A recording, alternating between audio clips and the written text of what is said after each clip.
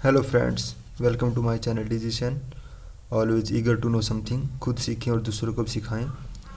तो आज हम जानेंगे सुकन्या समृद्धि योजना के बारे में, जो छोटे बच्चे हैं, जो बेटियां हैं 10 साल से छोटी, उनके लिए हैं।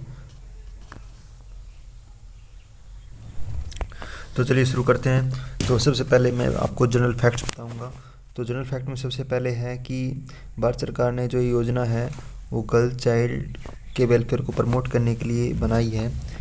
तो हम 1 बाय 1 पॉइंट क्लियर करते चलेंगे और मुझे नहीं लगता आपको लास्ट वीडियो तक कोई डाउट रहेगा सुकन्या समृद्धि योजना के लेके।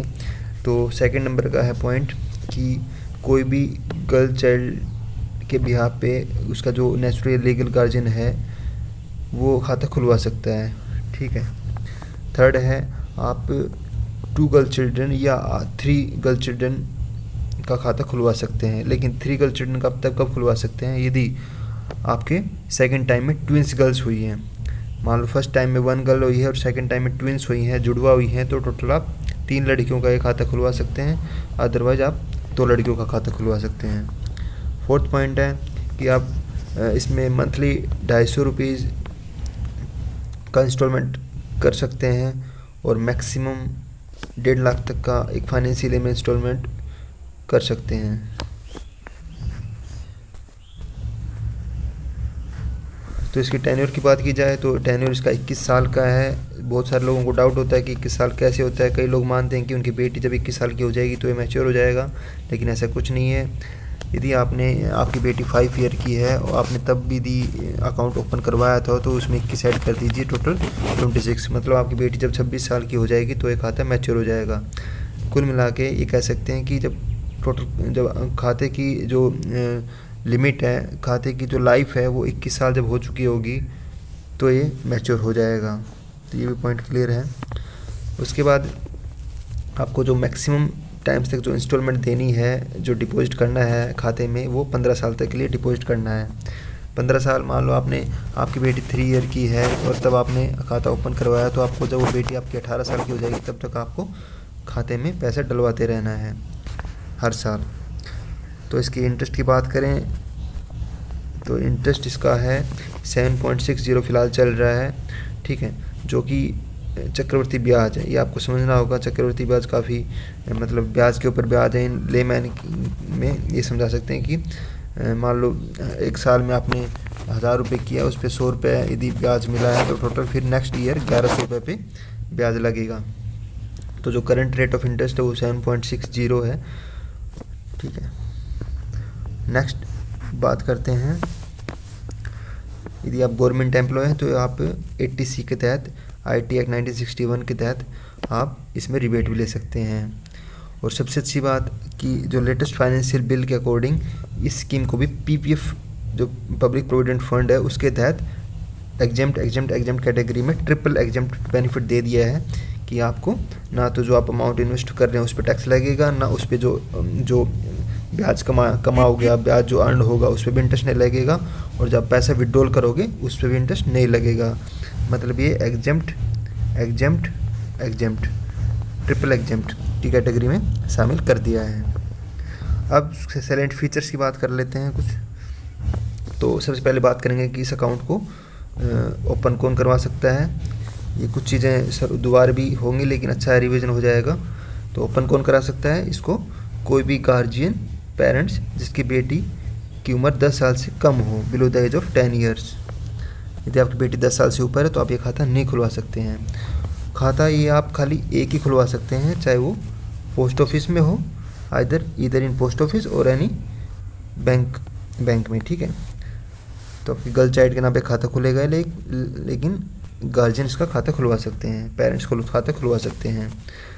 तो मैक्सिमम जो आपको मैंने बता चुका ऑलरेडी कि 2 गर्ल्स के लिए खुलवा सकते हैं आप, और यदि आपके ट्विंस हुई हैं सेकंड टाइम में तो ट्रिपल एच गर्ल्स का भी आप खाता खुलवा सकते हैं।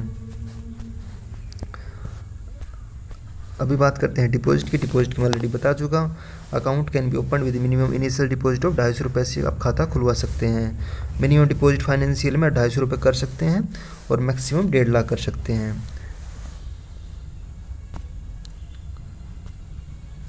ये मैं पहले बता चुका है कि मैक्सिमम जो आपको डिपॉजिट करना है, मैक्सिमम ईयर्स तक completion deposit can be made maximum up to completion of 15 year. 15 years तक आपको डिपॉजिट करना पड़ेगा, 15 ईयर्स तक आपको पैसा जमा करते रहना है।